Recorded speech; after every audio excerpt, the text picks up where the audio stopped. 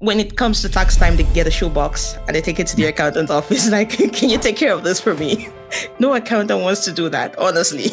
One thing that the good bookkeepers / accountants would do for you is they would set up this monthly or quarterly check-ins. Bank accounts have to be reconciled. I can't emphasize that enough. A lot of people overlook it. Whatever your bank account says on the actual statement should match what your balance sheet says you have in your bank account. And if there is a difference, that discrepancy is explainable. It's also so important to separate the transactions, because a mistake could just be because you put something in business where it's meant to be personal. So one question that I get a lot of people asking me is... I'm going to start off with a really simple one here. It's one that's always challenged me, and I think I hear this from a lot of other business people, in that there's bookkeeping and there's accounting. What is the difference between the two? Clearly, there must be a difference because they're two different names, but they seem like they're used interchangeably, and I think everybody could probably help to understand what they are differently. So some accountants will do the functions of bookkeeping, but most bookkeepers will not do the functions of accounting. And so when you think about bookkeeping, you're thinking of the person who's going to take care of, it could be as basic as just being the person who's going to get your receipts, get them into a system, make sure your expenses are recorded, make sure your invoicing is done. They might do some accounts payable, they might do some receivables, but that's almost about the extent of which it is done. It's just making sure your records are kept accurately. That's it. It's bookkeeping. Some bookkeepers do have more experience and they go beyond just that basic level of bookkeeping. And so they kind of differentiate themselves a lot more. And so they could go to the extent of, I know a lot of people there in the US, there's a lot of people in Canada as well and worldwide. So they could go to the extent of doing your sales tax remittances to the government, but it's very like basic stuff and all of that. So most people at the beginning would only need bookkeeping. Most people as well at the beginning can do their own bookkeeping and all of that. Now, when you think of, when it comes now to adding the term accounting to it, it could include the bookkeeping, but it goes beyond that. So you need somebody who's able to look at your financial statements and help you make sense of it. It's not necessarily tax planning and CPA stuff and all of that. It's not necessarily that, but it's not the basic level of bookkeeping and stuff. So it's somebody who's got a lot more knowledge in all of the bookkeeping aspects and a lot of the tax and planning and all of those aspects, but they're not necessarily doing the tax planning level of things. But like once you get to a certain level, basic bookkeeping isn't enough anymore. So you could have an admin assistant, quote unquote, entering your bills into the system, but they do not necessarily know how those things relate with each other, making sure that it makes sense within the context of your business. You get it? So, so you would have a person who's more senior to that, who takes care of like everything internal, sometimes even external, but depends on the size of your business and depends on what you need. Sure. Okay. So it's really, so an accountant has a bit more of a strategic role in seeing the bigger picture and how all the different parts interact, whereas a bookkeeper is probably not a bit, but significantly more specific and not so strategic. Is that accurate? Yeah. Yes. Okay. Although there are bookkeepers who have differentiated themselves as well, and they are already aware of a lot of the other things. And so they could get to the level of doing not just bookkeeping, but also accounting, Sure. Yeah. Well, it kind of reminds me of when you go to, I don't know about there in Canada, but here in the US, we have nurse practitioners and then we have doctors. And a lot of nurse practitioners are really, really capable in terms of being able to provide the advice and information that a doctor would provide, but they're not officially a doctor. And I would imagine the same thing with bookkeepers, because some bookkeepers are going to be more advanced. And if they have the experience and knowledge, then that's wonderful, but they aren't necessarily accountants in what they're doing. Yes. And in addition to that, though, I want to differentiate between that and a CPA, or I think in the US is licensed CPA, which is in the USA, and in Canada, we've got CPA, CGA, and all of that. Personally, I chose not to be a CPA because the scope of the work that I do and what I want to do, I'm not interested in doing like the next level tax planning, public accounting, and all of that. So if you want to do public accounting, you want to do audit and all of that, you have to become a CPA, right? I see. Okay. Yeah, but most businesses don't need that. So the vast majority of businesses, they go get a CPA when they don't need to have one. But so there's that differentiation. So there's like levels to it. Sure. And then they're paying extra money for not really any value, since their business is small enough that this is too much. Yes, exactly. Wonderful, wonderful. Well, so now rolling back then into going from the definitions and the distinctions, which I appreciate because that's definitely something I've wondered, and I think a lot of people do. Now we start to get into the personal level of the business operator, the entrepreneur. And what I've experienced myself, and I certainly observe in other people I know who are entrepreneurs, one of the most difficult things I think is for us to get into the habits that make for being good at keeping track of your books and keeping track of your money, and procrastination, I think, is a problem. I mean, people have that with all sorts of things. I think it especially centers around money because money is so emotional and challenging, and we have so many stories in our head about money. Yeah. So I'm curious what thoughts you have in terms of entrepreneurs and small business owners, ways that they can maybe get ahead of themselves and not be such a procrastinator, and to build good habits for their bookkeeping and record keeping. That's a very loaded question, and because it goes from mindset to. I know. Well, pick the part that you think you want to answer the most, because I know you're right. That's probably a whole separate interview, actually, now that I think about it. And I happen to know it because I also do financial coaching, right? And you get to people who are in this state of like they know what to do, but they don't do it. And so those are two different things. Like, why don't you do what you know you have to do? I think we want to focus more on the things that need to be done. And then like, whether you do it or not, that's a different question.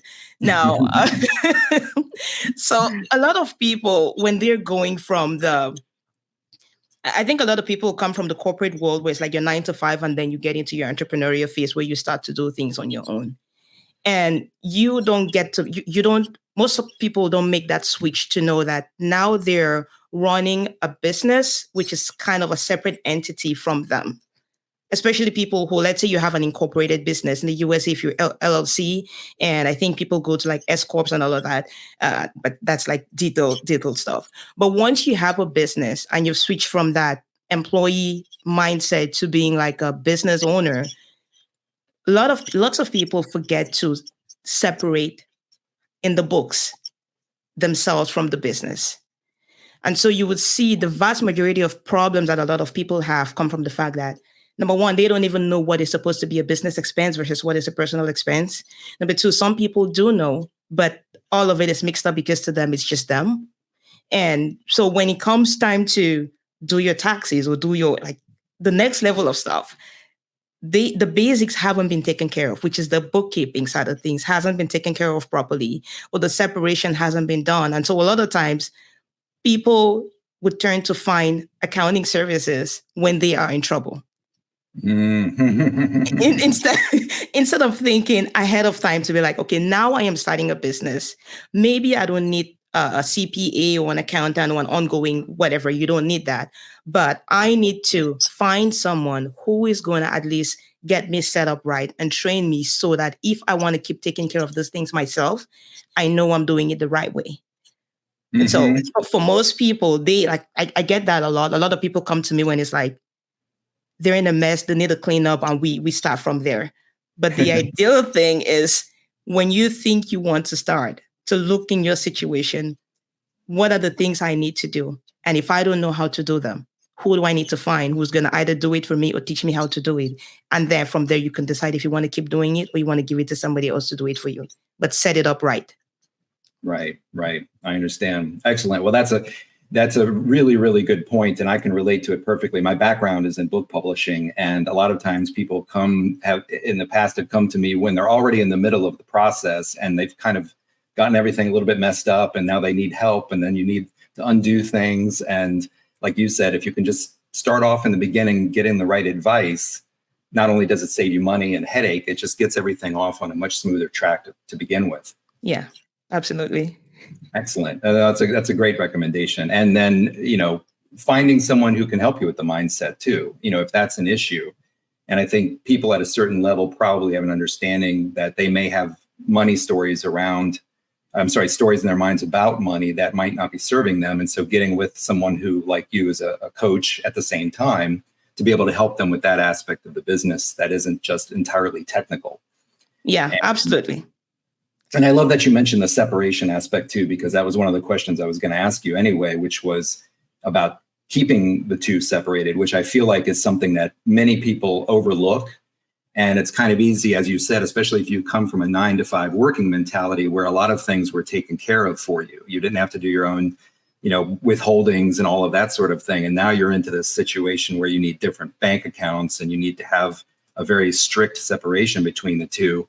And with that in mind, do you feel what it would be like one tip in terms of keeping things separated? So having two bank accounts is obvious. Do you feel, for example, that it's good to have your business and your personal bank account in the same bank, so there's an ease of being able to flow money? Or do you feel like that actually makes it too tempting to blend the two together? Right now it doesn't really matter, right? As long as it is as long as it is in a separate account. Because right now it's so easy. Let's say here in Canada we do this thing where you call Interact e-transfer. For you guys, you're gonna have Zelle and all of that. Right. If you wanted to transfer from one account to the next, it's super easy. Mm. Right. So it doesn't matter if it's in a different institution, as long as it is in a separate account on its own and everything business. So I would usually say at least have your business checking, have your business savings, and have a credit card. Those three for a start, right? And now, depending on your legal structure, that could be, I don't know, an account in the name of your business incorporation, or it could just be an account still in your name. For a lot of people who are just starting out and the business is being done as themselves, it's a separate business, but not really separate in the sense that, depending on your status, if it's an LLC, right? You could be filing still as you. So all of that gets reported in your personal income taxes, or some of it still gets, or all of that gets reported as a separate entity, which gets into a corporation. It's like it's got its own separate EIN and separate all of those numbers. So what I'm saying is, no matter the structure of it, everything that's related to business, you want to have that in its own separate account, and you use the business's card to process transactions related to the business. When you want to receive payment from a client, you set those up to go into the business's account. And now, yes, you're going to pay yourself. If you're going to pay yourself, or if you want to spend money on personal things, you're not spending from the business account. You're transferring from that account to your personal account, and then you're spending from there. At least that keeps the separation. That way, you know that even if your bookkeeping is not being done, at the time when you eventually get somebody to do it, it's kind of clean, right? We just need we know everything here is related to business. And if there is funds going out of the account, it's either going to you or it is an expense, and we clearly see it. So that way, retroactively, it's still easy to maintain the books, as opposed to trying to figure out, hey, was this purchase at Walmart a personal or business? Was this purchase at Staples a personal or business? Like, you don't know if it's all mixed in together. Yeah, exactly. Yeah, I think that's probably one of the areas that people fall into the most, that becomes difficult, because especially because it is so tempting. You're carrying around your business card, you get somewhere and you're like, oh gosh, I got to buy lunch and I'm hungry, and whatever, you pull out, whether you innocently put out the wrong card or you pull out the one you're not supposed to pull out because it's just easier. I think people fall into that trap nowadays. It's not like it used to be in the old days when you were writing checks, but probably not as difficult, but definitely it was still possible back at that time. Now, you raised an interesting point, though. You were talking about being in a position where your books are clean and then you can pass them along to someone, bookkeeper. What point do you feel like, is there a measuring stick that someone could use where it's like, now I know I need to put these books into a professional's hands? And I know it's going to depend on probably different businesses. Here, we're mostly focused on coaches and course creators, so mostly smaller businesses and the self-employed group. Do you feel like there's a place where it's easy for someone to say, yes, it's now time for me to put those into a professional bookkeeper's hands? I think it depends on each individual's level of comfort with the work that needs to be done.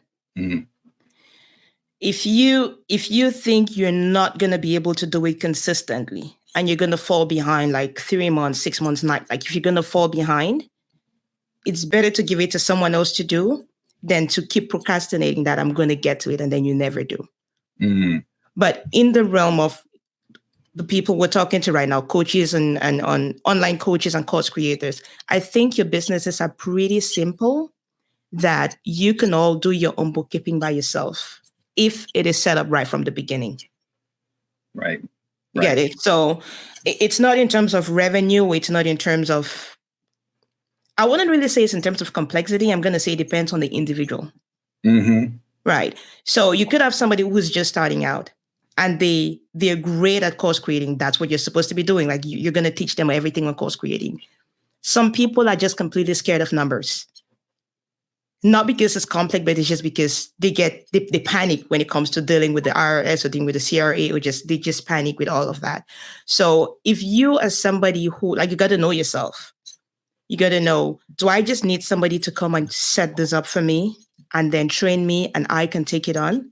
Or do I need somebody to just do everything for me? No matter what you decide, you still have to be involved in it to an extent.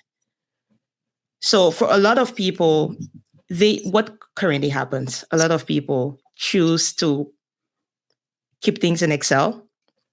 When it comes to tax time, they get a shoebox and they take it to the accountant's office. Like, can you take care of this for me? No accountant wants to do that, honestly. Right. But we do, because when the client sends it over to you, you have to take care of your client. So you're going to do what you can. And usually there's so much of a mess that is like, you know how it is with tax season, right? When you call accountant, you can't get anybody at tax time.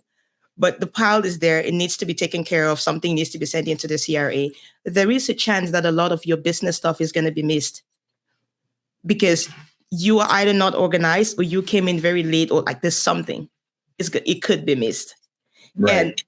And everything, every deduction that is missed is, and it's more tax dollars that you're going to be paying out of your pocket for nothing.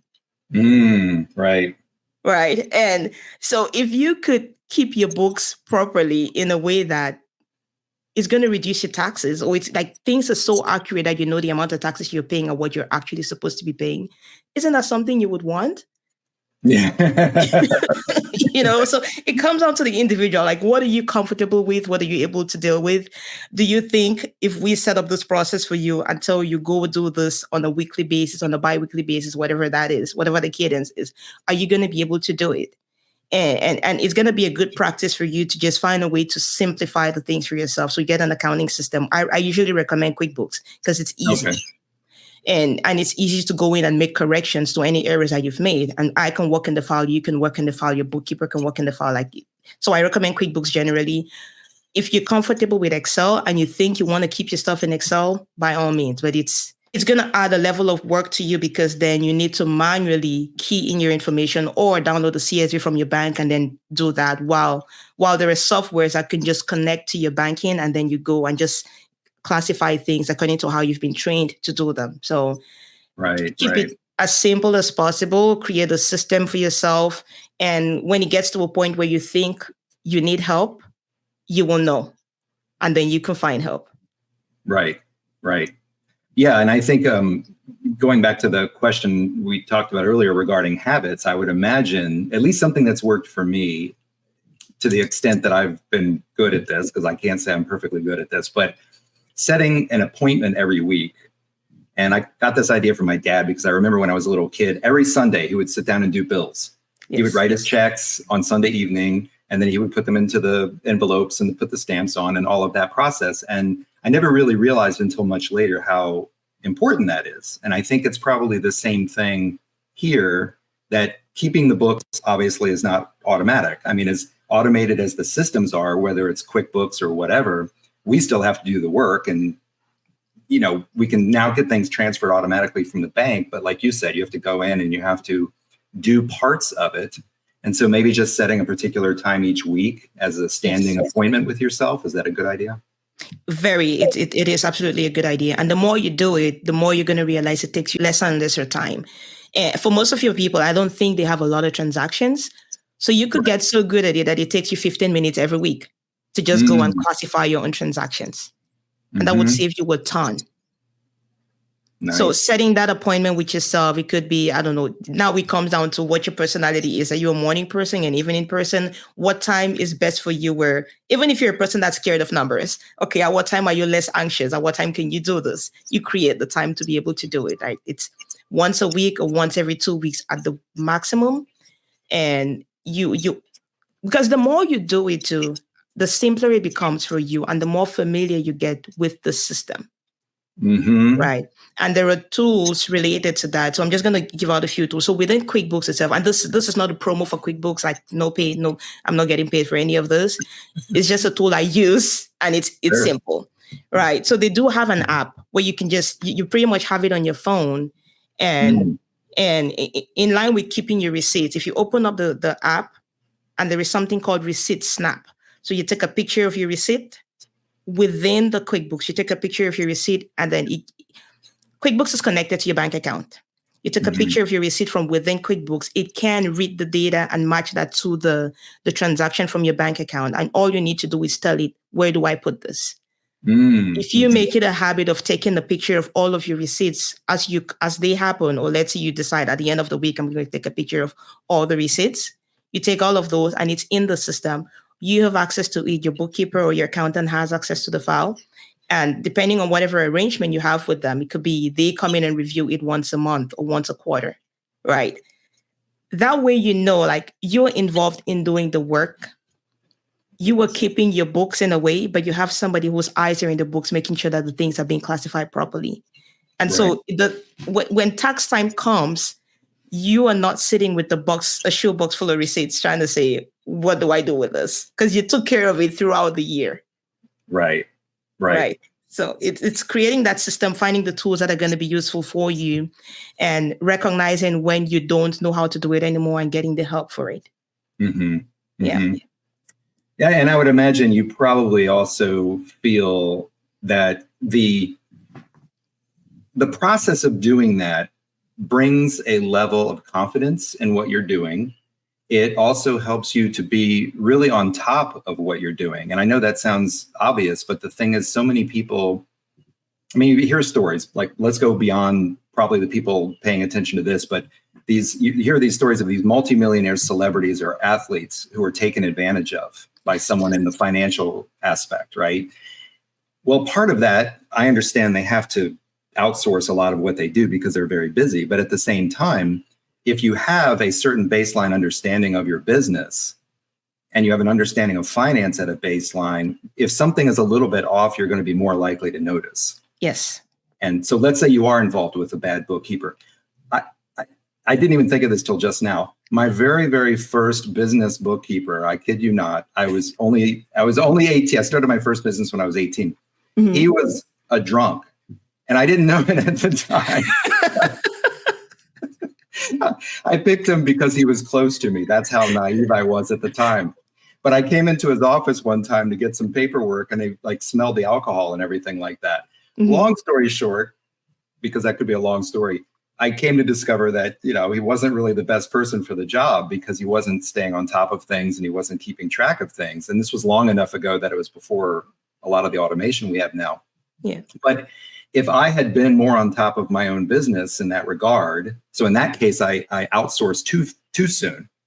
Mm-hmm. It was too soon, but I should have had more of an understanding of the business. And I think that's what could help people. It's by doing that every week. It's a way of staying on top of your business, understanding what's going on. And then at the same time, as you said, building the muscle for being able to keep it going and keep it going easily. Yeah, absolutely.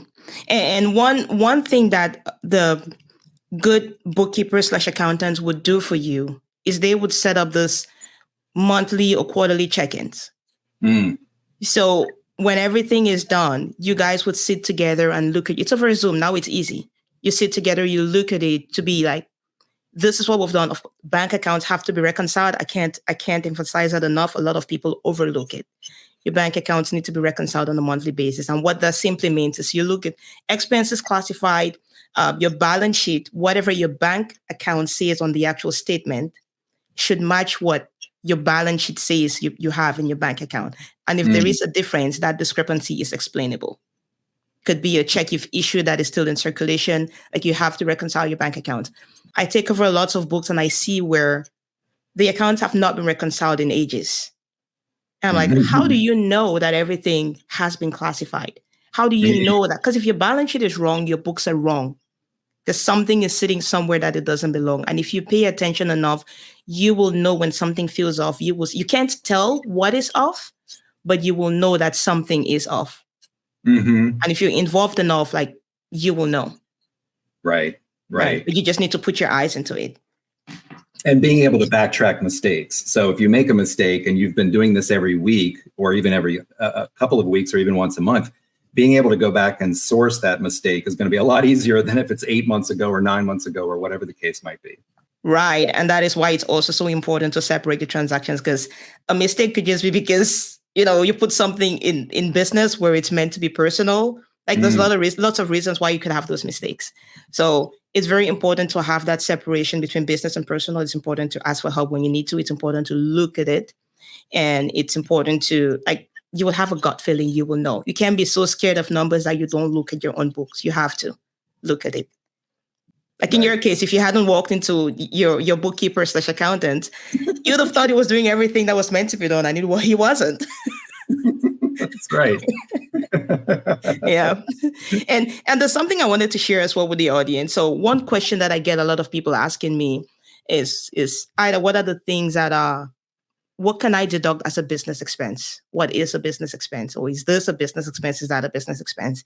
And I always tell this with them, and I want to share with your audience. I can't tell you everything that is a business expense, because I don't know enough about your business to tell you everything that will be a business expense in your case. But I could give you a framework. And with that framework, then you can always look at it and say, it's like a filter. Is this business or is this not a business expense, right? And it's three things. You ask yourself the question, is this expense an ordinary expense in my business? Is it necessary for my business? And is it reasonable in my business? Is it an ordinary expense? Is it necessary? Is it reasonable?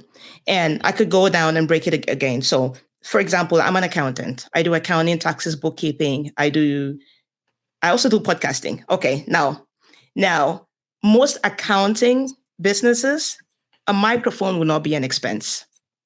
A ring light will not be an expense. So if somebody came to me and said, I'm a coach and I see you buying microphones, I'm going to say, but what are microphones for? You have to know in your line of business, maybe you incorporate content creation in your business. And so as part of content creation, it opens now a new set of things, StreamYard or whatever streaming platform you use, microphones, lights, and all of those. Those now become a part of your ordinary expenses that are necessary and reasonable in your business. You get it? And so you need to know that so you can have that conversation with your accountant or your bookkeeper. Because if we don't tell them, when we look at it, we think it's personal. Right. So you could be a person, let's say you're traveling to Las Vegas. Let's call it Las Vegas. I see a Vegas trip. I'm going to say, hey, you went for a fun trip. This is not a business expense. But if you were going to Vegas for a course creation retreat or something, it's part of your business. It's an ordinary expense. It's necessary. And now, was it reasonable? That's a debate, but you get, you get it.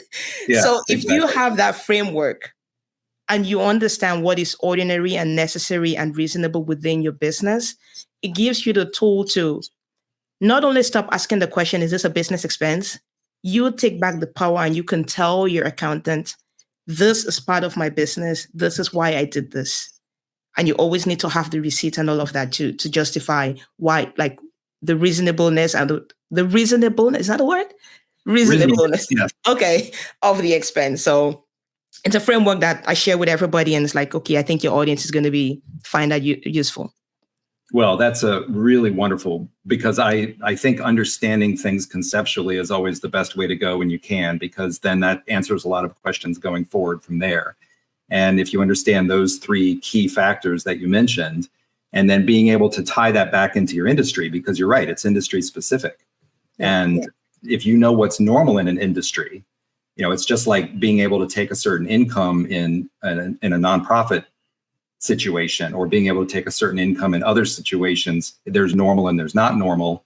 And if you're taking too much money and so forth and so on, which raises the most important question: that light or candle behind you, is that a business deduction because it makes your presentation look beautiful? Yes, it is. Excellent. The only reason I have this is because of my office. Well, I think being on camera definitely opens the door to things behind you looking their best, and therefore purchasing props and things that can create a wonderful background. So I think we'll use that as an example right there. Nobody ever asked me that, but that's good. So yes.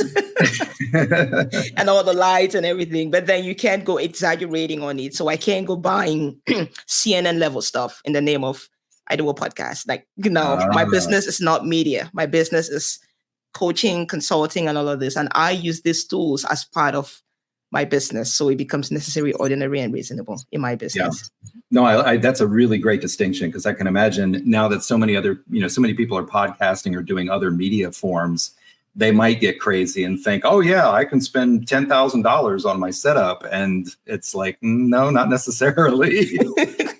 Not when you can do it for 300. Yeah, unless your business is the podcast. So and that's a whole different thing. If the podcast is your business and that is the thing that generates the income, so there are lots of people who use podcasting as part of their business. Sure. But the podcast is not the business. Right. It is just a part of it. Right.